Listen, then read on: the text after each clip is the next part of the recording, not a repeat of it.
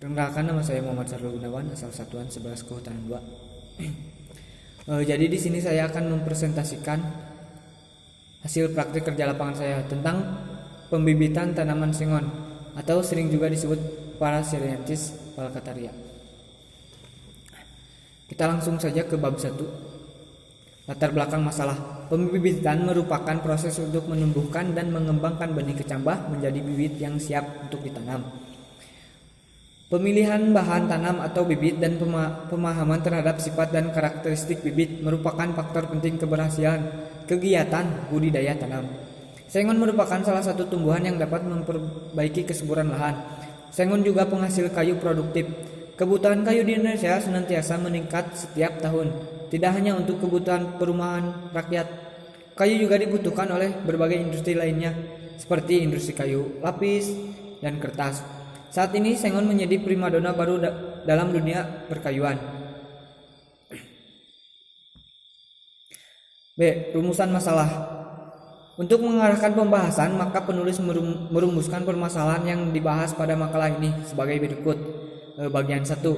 Bagaimana gambaran pembibitan tanaman sengon? Bagian 2. Bagaimana analisis usaha dari tanaman sengon? Lanjut ke tujuan.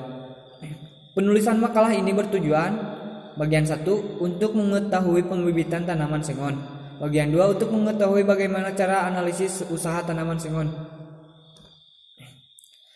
Kita lanjut ke bab 2, pembahasan. 1. Persiapan lahan. Menentukan tata letak areal pembibitan. Selanjutnya pembersihan lahan. Untuk selanjutnya lagi membuat bedengan dengan ukuran 1 x 5 cm dan membujur dari utara ke selatan. Jumlah bedeng 4 buah. Selanjutnya membuat saluran air pada setiap bedeng.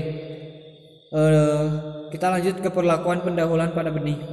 Perlakuan pada benih sengon dilakukan dengan perlakuan secara fisik, yaitu dengan cara perendaman air panas selama 60 detik dan dilanjutkan dengan air dingin biasa selama 12-24 jam.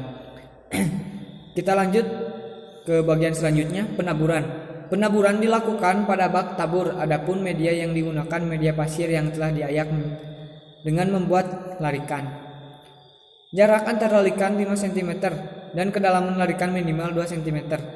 Dan pada waktu menabur, benih tidak saling menumpuk. Kita lanjut ke penyapihan.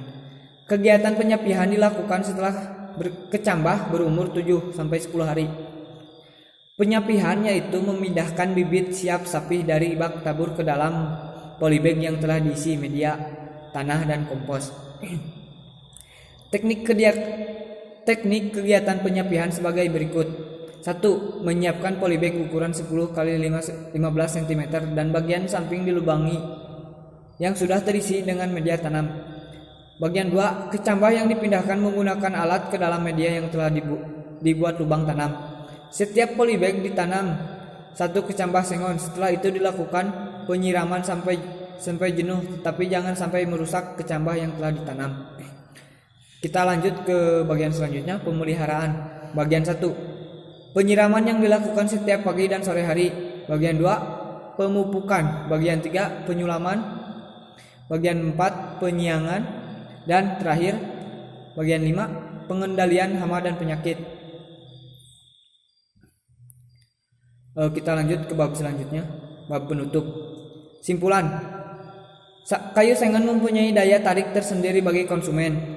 Kayu sengon ini merupakan kayu yang banyak dicari untuk bahan bangunan, bahan baku, furnitur, dan juga pulp. Manfaat tanaman sengon ini diantaranya daunnya dapat dijadikan makanan ternak. Kayunya digunakan untuk materi pertukangan dan bangunan. Tanaman sengon ini memiliki daur tebang yang pendek. Pada umur 5 tahun, tanaman sengon ini sudah bisa ditebang. Untuk selanjutnya, saran. Diharapkan kegiatan project work ini dilakukan setiap tahun agar memperluas wawasan siswa tentang kewirausahaan. Mungkin cukupkan sekian. Assalamualaikum warahmatullahi wabarakatuh.